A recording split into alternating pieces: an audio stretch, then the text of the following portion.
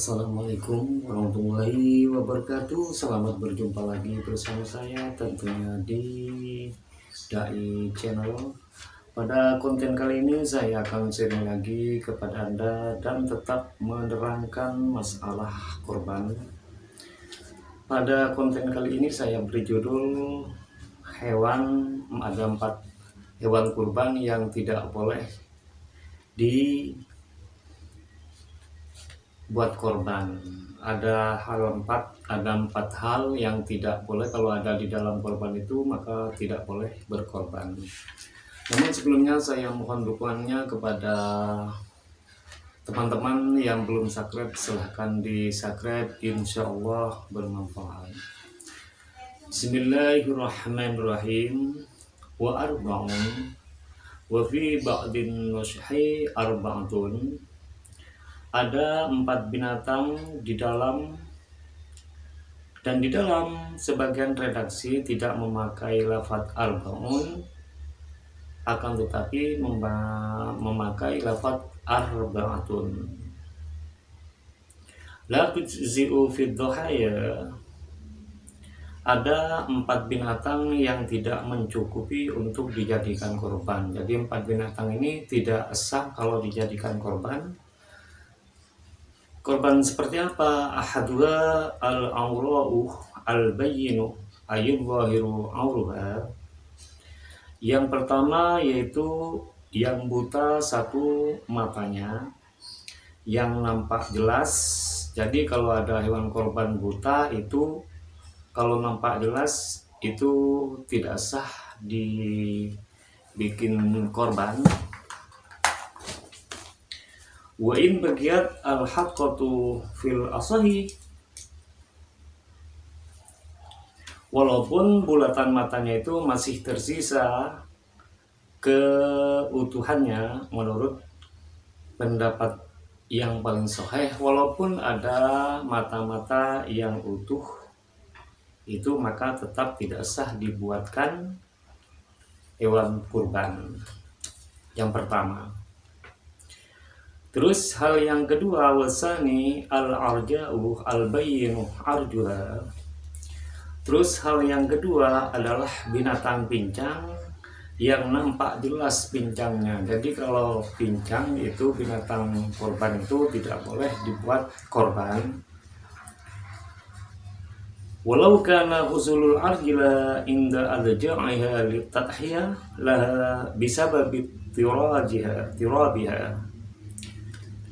Walaupun kepincangan tersebut terjadi di saat menidurkan miring binatang tersebut, karena untuk disembelih kepincangan tersebut disebabkan dari gerakan binatang tersebut. Walaupun kepincangan tersebut karena gerakan binatang sendiri, karena ditidurkan miring bergerak lalu ia pincang, maka hukumnya tidak sah.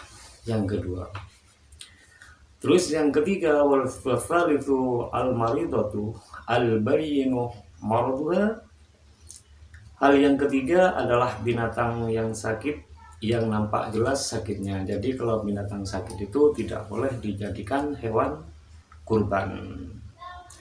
Akan tetapi wala yadurru yaziru hadhil umuri, dan tidak masalah jika hal ini hanya sedikit saja. Kalau saja sakitnya cuman sedikit saja, nggak parah, maka tidak masalah seperti itu. Jadi yang tidak bisa dikorban itu yang pertama buta, yang kedua pincang, yang ketiga itu sakit.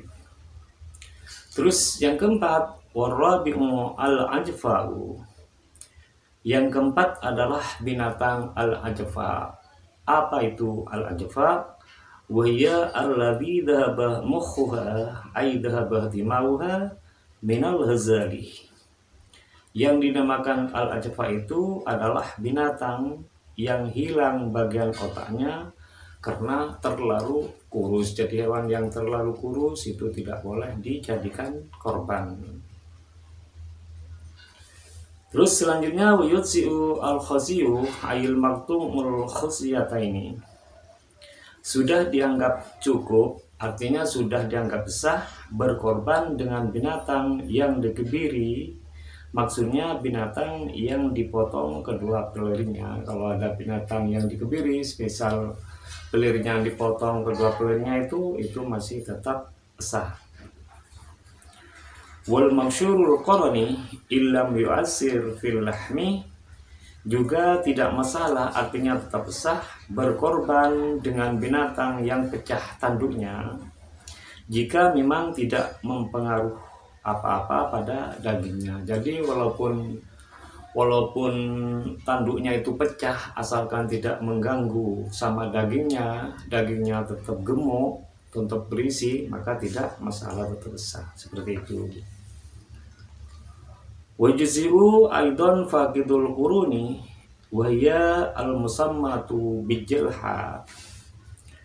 Begitu juga mencukupi berkorban dengan binatang yang tidak memiliki tanduk, dan binatang seperti ini disebut dengan jelha. Jadi boleh berkorban dengan binatang yang tidak memiliki tanduk. Yang tidak memiliki tanduk itu namanya al-jelha, itu tetap sah seperti itu.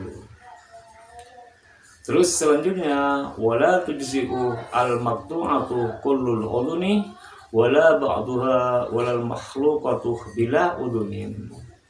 Terus selanjutnya, tidak sah berkorban dengan yang terpotong seluruh telinganya atau terpotong satu telinga saja. Jadi kalau berkorban dengan hewan yang tidak ada telinganya, semuanya itu terpotong semua, itu tidak sah. Atau satu telinga saja yang dipotong, itu tetap tidak sah. Atau binatang tersebut terlahir dengan tanpa telinga, itu tidak sah. Misalkan ada sapi, semasa dilahirkan dia tanpa telinga, maka dia dibuat hewan korban, itu hukumnya tidak sah. Terus yang selanjutnya, walal maqtu'atu dzanabu wala ba'duha, juga tidak sah berkorban dengan binatang yang terpotong seluruh ekornya atau terpotong dari sebagian ekor saja. Misalnya kalau ada hewan yang dipotong ekornya, itu tidak sah dibuat korban, atau tidak dipotong semua ekornya, hanya dipotong separuh saja, itu tetap tidak sah dibuatkan hewan korban. Terus kapan waktunya sembelih korban? Nah, yang perlu kita perhatikan, wa yadhulu waqtu dhabhi lil udhiyati min waqti sholatil Aid ay Idin Nahri, yaitu mulai dari waktunya sholat hari raya kurban. Jadi waktunya membeli korban itu mulai dari waktunya sholat hari raya kurban. Wa ibaratul rawdati wa asluha yadkhulu waqtat tadhiya idza tala'ati syamsu yauman nahri qadru raq'ataini wa khutbataini khafifataini. Ungkapan dari kitab Ar-Rawdah dan kitab asalnya, waktu pelaksanaan korban itu masuk ketika matahari terbit dan telah melewati kira-kira waktu yang cukup untuk melaksanakan sholat 2 rakaat dan melakukan 2 khutbah yang dilakukan secara cepat. Itu waktunya. Tapi yang paling baik dia nunggu sehabis sholat hari raya saja. Wa yastamirru waqtu dhabhi ila ghurubi syamsi min akhiri ayyamit tasyriki wa hiya ats-tsalatsatul muttasilatu bi asyri dzil hijjah. Sedangkan waktu penyembelihan binatang kurban itu tetap ada hingga terbenamnya matahari di akhir hari tasyrik.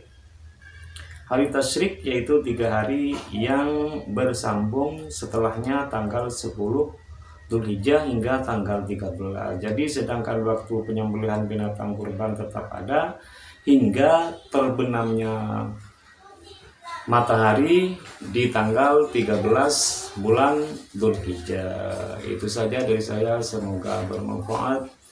Dan apabila ada hal-hal atau ada pembahasan atau makna-makna yang kurang tepat, saya mohon maaf yang sebesar-besarnya. Dan apabila konten ini bermanfaat, silakan di like, share, subscribe, dan komen, dan dibagikan kepada teman yang lain. Insya Allah bermanfaat. Dan tunggu saja episode selanjutnya. Ihdinas shiratal mustaqim. Assalamualaikum warahmatullahi wabarakatuh.